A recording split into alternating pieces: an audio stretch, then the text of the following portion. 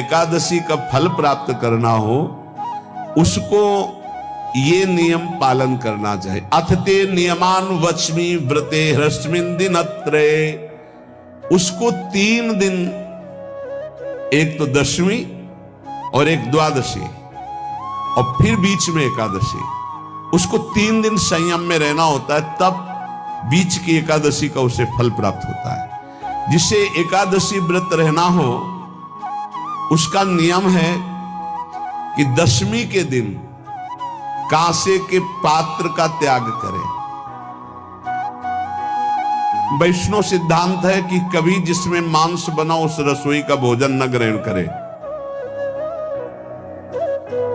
मसूर की दाल, चना की दाल, कोदो और कोई भी शाक, शहद, दूसरों का अन्न, दोबारा भोजन और मैथुन, ये दशमी के दिन त्याग दे। एक बार दशमी के दिन भोजन करे 24 घंटे में, क्योंकि एकादशी रहना है। कांसे का पात्र, जिस रसोई में मांस बना उसके भोजन का त्याग, मसूर की दाल, चना, कोदो, शाक, मधु अर्थात शहद और दूसरे के द्वारा दिया हुआ भोजन और दोबारा भोजन और मैथुन क्रिया, इनका दशमी के दिन कभी भी प्रयोग ना करें। इन 10 वस्तुओं से वैष्णव दूर रहे दशमी के दिन। फिर एकादशी के व्रत में, ये पीछे तो हम वर्णन कर ही चुके हैं, कहीं नहीं आया यहाँ कुटू का कचौड़ी पकौड़ी और सिंघाड़ा का हलवा और ये दुनिया के खीर और सब। एकादशी के दिन किसी भी तरह की गेम आदि क्रीड़ा ना खेले। जैसे अब आज व्रत है तो बैठे हैं अपना मोबाइल में गेम खेल रहे हैं, ऐसा कोई भी क्रीड़ा नहीं। द्वैत क्रीड़ा, किसी भी तरह का गेम, ये सब खेल नहीं। द्वैत क्रीड़ाम च निद्राम च तांबूलम दंत धावनम परापवादम पैशून्यम निस्तेयम हिंसाम तथा रतिम कोपम हृतवाक्यम च एकादश्याम विवर्जयेत्। एकादशी के दिन उपासक को चाहिए कि वो किसी भी तरह की क्रीड़ा, मनोरंजन बिल्कुल नहीं।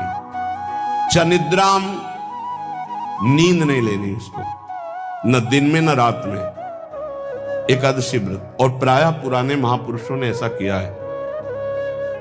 रामदास जी डाकोर के रात में जाते थे, रणछोड़ भगवान के यहाँ कीर्तन करते थे जाकर। तभी तो भगवान उनके कीर्तन पर, उनकी भक्ति पर रीछ कर गाड़ी में बैठकर उनके साथ आए थे। पूरी रात जगकर कीर्तन करना, और दिन में तो सोना ही निषेध है। द्वैत क्रीड़ाम च निद्राम च तांबूलम, पान खाना निषेध है एकादशी को, बिल्कुल नहीं, जो व्रत रह रहे हैं। और दंत धावनम, वृक्ष से तोड़कर जो दतून की जाती एकादशी के दिन नहीं। परापवादम, दूसरे की निंदा करना, चर्चा करना नहीं, अर्थात अधिकतर मौन व्रत धारण करे एकादशी के दिन। पैशून्यम, चुगली करना। स्तेयम, कोई चोरी करना। हिंसाम, वाणी से, शरीर से, मन से किसी को दुख पहुंचाना। रतिम, अर्थात भोग करना, मैथुन करना। कोपम, किसी के ऊपर गुस्सा करना। अनत वाक्यम, झूठ बोलना। एकादश्याम विवर्जयेत्, एकादशी के दिन ये नहीं करना चाहिए। एकादशी को एक बार कुछ फलाहार शुद्ध, अगर आपके पास कोई व्यवस्था नहीं तो थोड़ा दूध है, जल है, ऐसे आप लेकर, या थोड़ा सा फल ले लिया, थोड़ा सा फल लेकर के प्राण पोषण, एक दिन में मर नहीं जाओगे। कितने तो निर्जला एकादशी रहते हैं, हर एकादशी निर्जला। पूज्य श्री मथुरा दास जी निर्जला ही रहते थे हर एकादशी।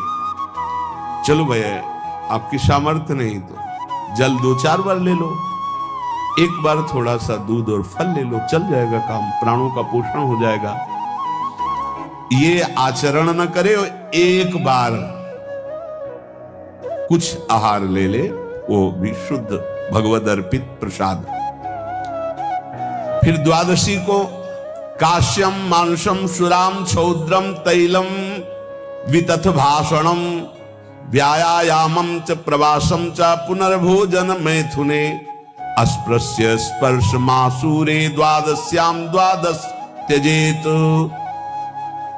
कांस के पात्र में द्वादशी को भी भोजन न पावे, जिस रसोई में मांस बनाओ उसमें आहार न ले, किसी भी तरह का नशा द्वादशी को न करे, शहद न पाए, तेल के बने पदार्थ न पाए, मिथ्या भाषण न करे और बहुत शरीर का व्यायाम न करे, बहुत थकावट वाले कार्य न करे, शरीर का व्यायाम न करे, बहुत थकावट वाले कार्य न करे,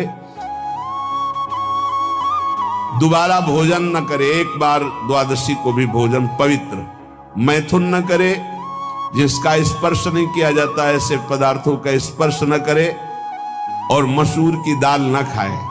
द्वादशी को जो इन नियमों का पालन करता है, दशमी द्वादशी ऐसे और एकादशी ऐसे, तब उसे एकादशी व्रत का फल प्राप्त होता है। जो इस पद्धति से एकादशी, ये जो मनमानी है सब नहीं, हर पदार्थ मिल जाएगा आपको फलाहार में, हर पदार्थ हमको बताया गया कि आपको जो चाहो सब पदार्थ फलाहार का।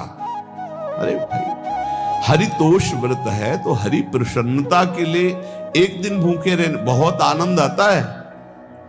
पहले भगवत कृपा से ऐसी गंगा जल पी करके कुछ दिन, फिर कभी कभी निर्जला एकादशी का भी आनंद। बड़े संन्यास मार्ग में थे तो बड़े संयम से सब शास्त्रीय पद्धतियों का निर्वाह होता था।